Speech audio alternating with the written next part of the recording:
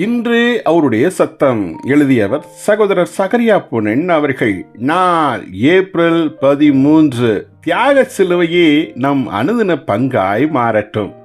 தங்களையே முழுவதுமாக அர்ப்பணித்த தியாக புருஷர்களோடு ஒப்பிடும்போது நம் ஜீவியமும் கர்த்தருக்காய் செய்திடும் ஊழியமும் எத்தனை ஆழமற்றதாய் இருக்கிறது. தேவனை சேவித்திட நாம் என்ன கிரயம் செலுத்தி இருக்கிறோம்? பணத்தை இழந்தோமா? வசதிகளை இழந்தோமா? மதிப்பை இழந்தோமா? சரீர சுகத்தை இழந்தோமா? இந்த உலகம் அருமை என மதிக்கும் அனைத்தையும் நம் கிறிஸ்தவம் கிரயமாய் அர்ப்பணிக்காவிட்டால் தேவனை தொழுது கொள்வதின் மெய்யான பொருளை நாம் இன்னமும் அறிந்திருக்கவில்லை என்பதை உங்களால் உணர முடிகிறதா? ஆம், அனைத்தும் இந்த சிலுவையின் பாதையே தொழுகையின் பாதை.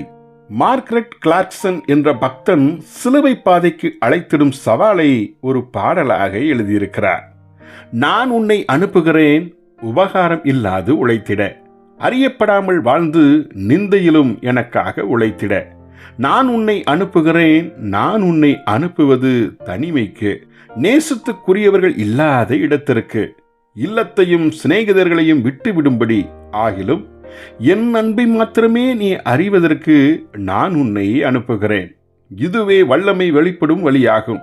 குறுக்கு வழியை தேடும் இக்கொடிய நாட்களில் ஆவிக்குரிய வல்லமையை சில அனுபவம் மூலமாய் பெற்றுக்கொள்ளலாம் என மயங்கி நிற்கும் இந்த வஞ்சக நாட்களில் நாமோ சிலுவையின் பாதையை மீண்டும் மீண்டும் நம் மனதில் வைத்து நினைவு கூர்ந்து வாழ்வது மிகவும் அவசியமாய் இருக்கிறது.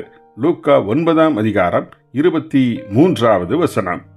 இயேசு தன் முகத்தை சிலுவைக்கு நேராய் செல்வதற்கே உறுதி கொண்ட நெஞ்சுடன் எப்போதும் திருப்பி வைத்திருந்தார்.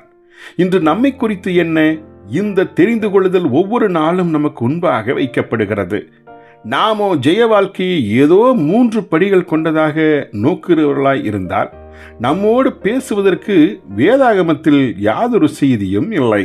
ஆனால் விலைக்கிரயத்தை செலுத்துவதற்கு முழு மனம் கொண்டு நம்மை வெறுத்து நம் சிலுவையை ஒவ்வொரு நாளும் எடுத்து இயேசுவை பின்பற்றிவிட்டால் மெய்யாகவே தேவனுடைய ஆவியானவர் நம் ஜீவியத்திலும் ஊழியத்திலும் வந்து இறங்கும் வல்லமையை நாம் அறிந்து கொள்ளுவது திண்ணம்.